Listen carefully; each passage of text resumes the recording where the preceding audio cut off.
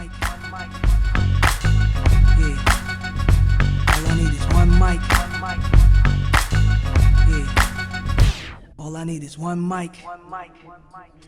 Hey everybody, before I get started, I just want to mention a couple of ways that you can engage with me on a more personal level. I have a few avenues set up and I keep focusing on one, and I figured, why don't I make a short little video talking about all of them real quick before we get into these episodes. So first thing, Patreon. There's a link in the episode description and every episode description to the Patreon, as well as a video on the feed called Major Announcement that has all the details of what each tier offers and how much they cost. I implore you to check that out. I offer a lot of cool shit for my patrons. Second thing, the Discord channel. There's also a Discord link in the episode description and in every episode description. I have multiple channels set up there for each show that I'm covering, and it's a great way to just engage with me. I have a channel set up for MMA talk as well. I'm a big MMA fan, so if you're an MMA fan, you can check that out as well. There's a link to the Discord in the episode description. And then lastly, the Facebook and Twitter. Social media. Follow me on there. I post news on there. When I say news, I mean like, hey, I'm stopping covering this show. Hey, I'm starting covering this show. Let me know what you think about this. I do live watches of things on Facebook where like I'll check in and say, I'm watching so-and-so show. And then I'll like live comment while I'm watching it. And that'll be cool if maybe you watch that show too and you want to watch along with me, or you're watching it later and you will see my thoughts, which are usually pretty entertaining because I'm usually pretty high when I'm writing them. So check out all those links in each episode description, and let's talk about this episode. Peace. Hey everybody, welcome back to One Mic, and today I'm here to talk about Season 2, Episode 1, the Season 2 premiere of Apple TV's Foundation, entitled In Seldons Shadow. I have given a little bit of thought to what this title might mean. I don't feel confident in the meaning, but I'm gonna tell you guys what I thought about. And if you have a feeling on the meaning of the title that you want to share, you feel free to share in the comments. But the term being in someone's shadow is kind of like, I don't get an opportunity to shine because you loom so large over me. Your reputation, your aura, who you are is so big and so well known, and your reputation precedes you, and it just leaves me just in your shadow. Like I can't escape the big, giant, huge thing that you are. I can't get out from under your shadow. So who is in Seldon's shadow? It's like, of course, the go-to thought would be Gail.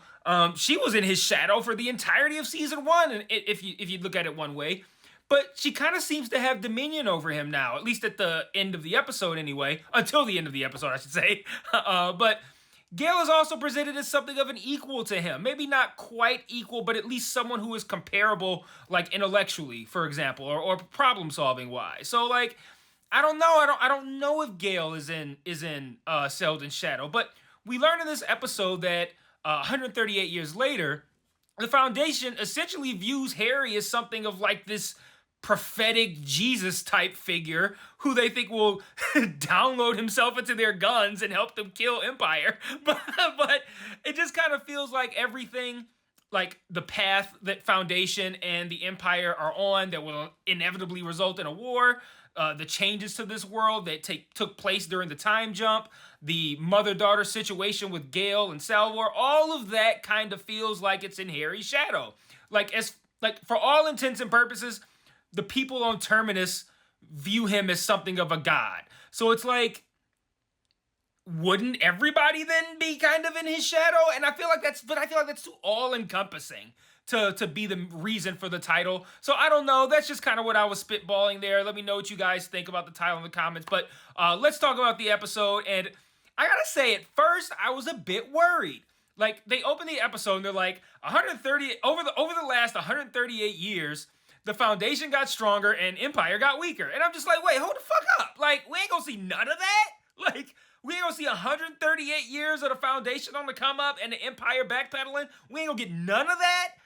And then it happens again later when Gail is updating Salvor. Gail opens the Prime Radiant and she's like, we avoided the first she's like showing this like, visual representation of kind of like the passage of time during their hibernation period.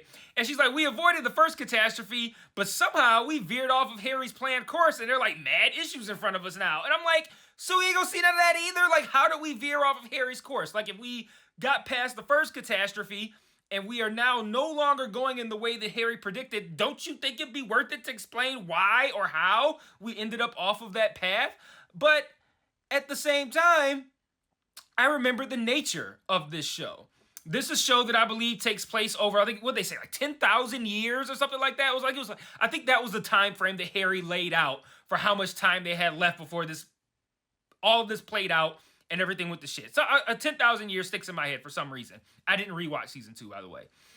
And I also know that the book itself takes giant leaps in time. So on one hand, I'm sitting here like, well, I would have liked to have seen that. But then on the other hand, I'm thinking this is 138 years over the span of 10,000. So we're looking at like 1% of the total time of this story that I didn't see.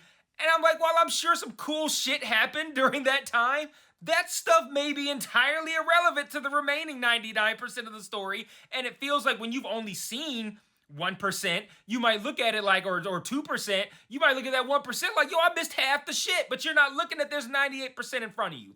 So that kind of caused me to ease up a little bit. And then as the episode continued, I came to enjoy more and more the potential of what this show could do if it continues to maybe utilize these large leaps in time in between seasons. Like, you could almost find a way to like cheat and make this into like something of an anthology type show, because as I was watching, I realized how little of season 1 was relevant to season 2, just aside from knowing who everyone is and knowing the general story of what's going on with the Foundation versus Empire. Like the broad strokes, that kind of stuff, like that's important to know. But like the details from season 1, they seemed largely irrelevant in this premiere. Like, for example, well, actually, even before I give an example, the time jump allowed them to make that stuff from season 1 so far in the past so as to not be relevant. So like, here's my example. Like, if you remember that,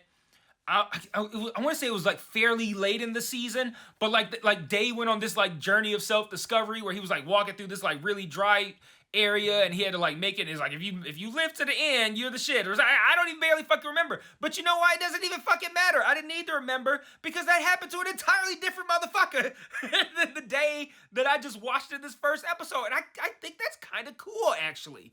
Like, I love, and then also, as a side note to that, I absolutely love how Lee Pace tweaks this character every time there's a time jump in what I'm sure is a very intentional way to distinguish one version of Day from another and to also remind us that even though it's Lee Pace and he looks exactly the same, that technically this is a different motherfucker. And the version from this episode seemed less mature, but also less tied to like rituals and traditions. And I find that really interesting because that's realistic over time, right? Traditions that mean something to me right now might not mean shit to my descendants in 138 years. So when Day is considering marrying and having kids rather than the established clone method that the Empire's used to date, it tracks because that character, along with the world he lives in, has evolved over that time. And I love the attention to detail and the realistic nature of that. But I digress a bit slightly. Back to how this can be an anthology. Like I said, you bring Lee Pace back as Day, but these time jumps between seasons or even mid-season have you with this kind of built-in thing of like, it's Lee Pace as Day, but it's still an entirely different character. And then the secondary characters on Terminus were all new people, which makes perfect sense as well. All the motherfuckers from season 1 would be dead. The new warden, I can't even say the new warden. He didn't replace. He'd have to be bare minimum 139 years old to be Salvor's replacement as the warden. And he's very clearly not. But that's my man from Mindhunter. I love that actor. But yeah, it's going to be fun seeing him as the new warden. He's a great actor. But yeah, you can swap out secondary characters, tertiary characters every season because the previous ones died during the time jumps. And your main characters, you can largely keep because Harry's not real. He's like it's his consciousness. The Cleons can be different people every time you time jump, even though you're using the same actors, the same characters. Since you time jump, they're different generations or different clones of the same character. So you could keep Cleon, you could keep the actors, but make them new characters, essentially. You just got to figure out how to keep Gail and Salvor in there if you want to do that. if you want them to persist through the show. And again, I feel like you can't just do time like they're like cryogenically stored for these time jumps every season. Maybe you swap out, at some point you go, we want a new lead now, and we bring someone else in. But you could do so much with these massive time jumps that nobody can really bullshit you with. Like, they could do a thing where they bring back the actor that played, what's his name, Raish in season 1. They could bring that motherfucker back and be like, yeah, this is original Raish's great-great-great-great-great-great-grandson. We could be like, there's nothing we can really say. So, like, I don't know, I like that. It gives them the opportunity to really kind of like flex their creative muscles. And I think that's going to give them an opportunity to do something really cool. So, basically, I like the idea of getting a new and important section of this 10,000 year long story where they can just jump in and go, this is what's happening now. And then just tell the story that they want to tell without building up to it, because they have essentially a built-in magic wand to jump so far ahead from the previous season, because the total story is spread out over such a long time period. So like, we jumped ahead 500 years and then everything's completely different. It's an entirely new show. And I'm like, oh, well, it's 500 years. What the fuck? You can do whatever the fuck you want. I have no idea what it's supposed to look like. So all that to say, as the episode progressed, I quickly became less concerned with what I didn't see and more engaged with what I was seeing once I was reminded of and accepting of the fact that they can do these massive time jumps that render previous moments pretty pointless. But let's talk about what we learned in this episode, because I've kind of, just kind of been talking about my general vibe on this on the start of this season, just because of how just the nature of this first episode. But let's talk about actually what happened in the episode and what they're setting up for this new season and new challenges over the passing of over a century. So I already talked about Day, but I do just want to reiterate the realistic aspect of a century has passed. This is a different guy at a different stage of his life who has entirely different values. Like, it was a bit shocking at first to see a different feeling character. Like, it felt like this doesn't quite feel like the same Day. But like I said, I came to find that aspect to be really cool, and I remember that, yeah, this is an entirely different motherfucker. He might not, a few generations later, Day might not have the same values. And Dawn and Dusk, they don't get too much screen time in this episode, but we do learn that Day suspects them of trying to kill him because they don't agree with his desire to marry and have children, which I talked about a little bit earlier. Speaking of which, it's not lost on me that this show understands what Lee Pace looks like. So right away, the decision to have him fight naked, I get it. Like, I'm not sitting here like, oh, but I'm like, if you got somebody like who looks like that, fuck it. If it were me, I'd probably have him naked all the time too. Like, yeah, we got the body, we might as well just fucking use it. Like, if I was built like Lee Pace, we wouldn't even be able to have these videos on YouTube. They have to be on Pornhub or some shit. I'd be naked all the fucking time. But when I hit record to talk about Foundation Season 2, Episode 1, I didn't expect I'd be talking about myself being nude all the time. But that scene was dope. That fight scene where he was nude, because I loved how quickly he sacrificed Demerzel. I mean, she is a robot, but after he got injured and he was about to die, even though he just sacrificed her like that, she scooped him up and carried him off like a child, dumped him into that rejuvenation pool, and then went to go get herself fixed just as easily as I would microwave a Hot Pocket. Like, it was so quick. I loved her execution. Like, I don't know. I just respected the fact that Demerzel was just like, oh, we got to get moving. This is what's got to happen. He's going to die in 13 seconds. He's been hit with some nano fucking shit in the sword that he got cut with. The quick explanation that you can kind of, you don't have to break down. It's like, okay, there was some sort of poison on the sword and now he's going to die. Like, I like how she was like quickly moving through that, quickly repairing herself. I don't know. I thought that was a really cool scene. Speaking of fixing herself, the shot where she's repairing her head, that was fucking sick, man. This show and the visuals, man, they do so. Like, the way the Queen arrived, and I'm going to talk about the Queen a little bit in my thoughts at the end, but the way the Queen arrived, it kind of reminded me of that scene in Dune when, I don't remember who was arriving, but somebody was arriving wherever the Atreides family was at. Yeah, it kind of reminded me of that. But Demerzel learns that essentially the Foundation has been on the outskirts playing possum after faking their death and getting bigger and getting stronger, gaining more influence. Empire decides to essentially let them continue to think that they don't know what's going on while, as they put it, they figure out if the rod is only in a few outward branches or if it's in the trunk. And I like how he looks at dusk when he says this. And I absolutely love that line, by the way. I thought that was a really great analogy. I also loved how during this conversation about a rebel alliance secretly getting stronger, I had to remind myself that I was watching Foundation and not Star Wars. Because I'm like, do you realize what you're saying right now? I'm like, was that line in Star Wars? Like, he says something like, the rebel alliance is getting stronger. I'm like, wait, what am I watching? But as I mentioned up top, Terminus is awaiting the return of Harry Seldon, and that's pretty much all we learned there on Terminus, aside from what I mentioned earlier about the fact that there's all new people there. And then Salvor and Gail, they're still stranded on Senax, which is Gail's home planet, that water planet, if you guys remember, and the water is rising quickly. And again, the realism of these scenes, it really struck me. Like, any other show would have had Salvor show up and go, hey, I'm your daughter from the future. And Gail would be like, oh my God, this is amazing. And they'd start crying and they would hug each other. But instead, Salvor is like, hey, I'm your daughter from the future. Hey, love me. And Gail, in like true black woman fashion, is like, bitch, I don't know you. You better back the fuck up. But all jokes aside, that's real though.